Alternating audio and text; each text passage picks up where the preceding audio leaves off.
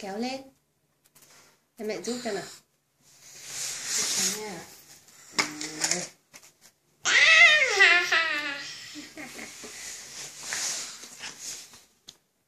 Rút một cái lên để vẽ nào. Bị Đó. màu trắng, Màu xanh, màu vàng, màu vàng. vàng.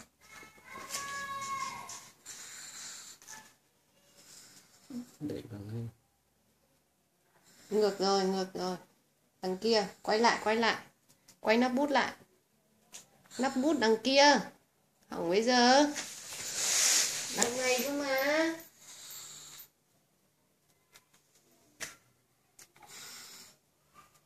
Nắm chặt lại.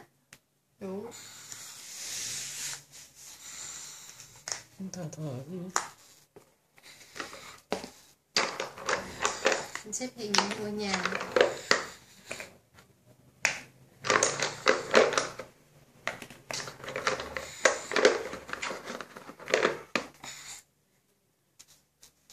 Cái gì đấy nhỉ? Đây là bông nè. Đâu?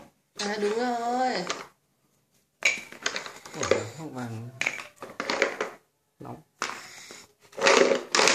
Wow, nhiều ghê. Đâu rồi? Wow, vẫn còn này.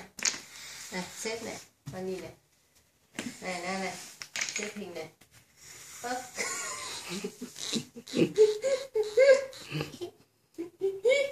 Bú à?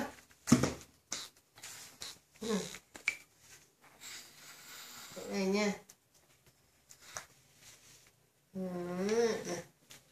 Đây là nhìn mẹ xếp này. Bây giờ cởi áo ra. Đẹp chưa?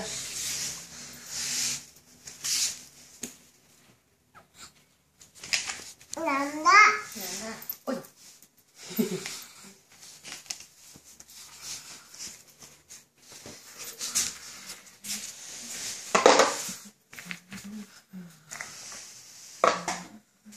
Buộc tóc ra. Để chơi nhá. Chơi xếp hình đi. Quà của ai nhỉ? Quà của ai tặng Na nhỉ? Bố Minh. Của Minh đấy. Của Minh mẹ Ánh đấy. Cái gì? Lại to lên. Lại to lên. Quà của bố Minh mẹ Ánh nhất.